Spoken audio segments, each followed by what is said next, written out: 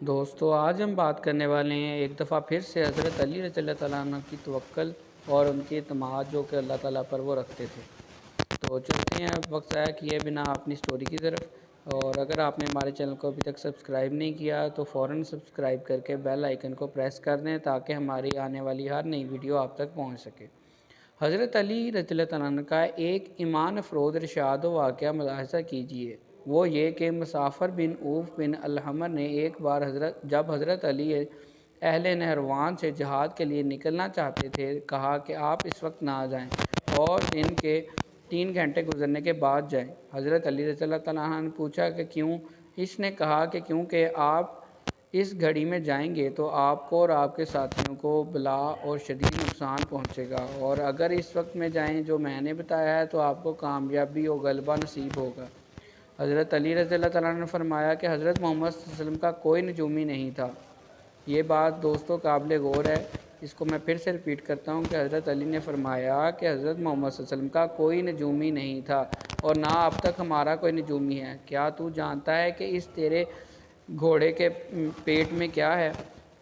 اس نے کہا ہاں، اگر میں حساب لگاؤں تو جان لوں گا۔ آپ نے کہا کہ جس نے تیری اس بات کی تصدیق کی اس نے قرآن کی تکذیب کی، کیونکہ اللہ تعالیٰ تو یہ کہتے ہیں کہ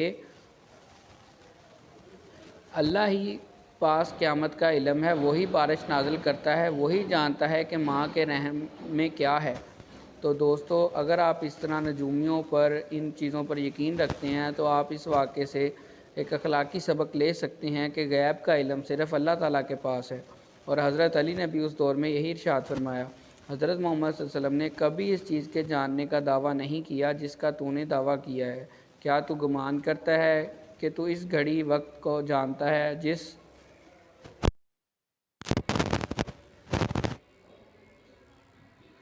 جس میں سفر کرنے سے کوئی برائی لاحق ہوگی؟ اس نے کہا کہ ہاں۔ آپ نے فرمایا کہ جس نے تیری اس بات کی تصدیق کی وہ گویا برائی کے پہنچانے کے بارے میں اللہ سے مستغنی ہو گیا، اور اس کو مناسب ہے کہ اللہ کو چھوڑ کر تجھے ہی اپنے معاملہ کا متولی بنا دے، کیونکہ تو گمان کرتا ہے کہ تو اس کو اس گھڑی کی جانب ہدایت کر سکتا ہے، یعنی گھڑی مطلب ٹائم، جس میں سفر کرنے سے وہ برائی سے نجات پا جائے گا۔ بس جس نے اس بات کو سچ سمجھا، مجھے اس پر اندیشہ ہے کہ وہ اللہ کے ساتھ شرک کرنے والے کی طرح ہے۔ پھر آپ نے فرمایا کہ اے اللہ، کوئی فعل نہیں ہے مگر تیرا فعل، اور کوئی خیر نہیں ہے مگر تیرا خیر۔ پھر اس شخص سے فرمایا کہ ہم تیری تکذیب و مخالفت کرتے ہیں اور اسی گھڑی میں سفر کرتے ہیں جس سے تو نے روکا ہے۔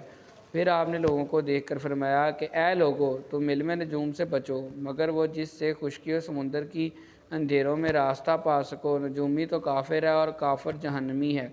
پھر اس شخص سے کہا کہ اللہ کی قسم، اگر مجھے یہ بات پہنچی کہ تو علم و نجوم میں غور و فکر کرتا اور اس پر عمل کرتا ہے تو میں تجھے تیرے یا میرے رہنے تک حبس و دوام میں رکھ دوں گا، اور جتنا میرے بس میں ہے اس قدر تجھ کو بخشش سے محروم کر دوں گا۔ اس کے بعد آپ اسی وقت میں سفر پر نکلے جس میں نکلنے سے اس نے منع کیا تھا، اور اہل نہروان کے پاس آئے اور ان کو قتل کیا۔ پھر فرمایا کہ اگر ہم اس وقت میں چلتے جس میں چلنے کا اس شخص نے حکم دیا تھا اور فتح غلبہ پاتے تو کوئی کہنے والا یہ کہتا کہ یہ اسی وقت میں چلے تھے جس میں چلنے کا نجومی نے حکم دیا تھا۔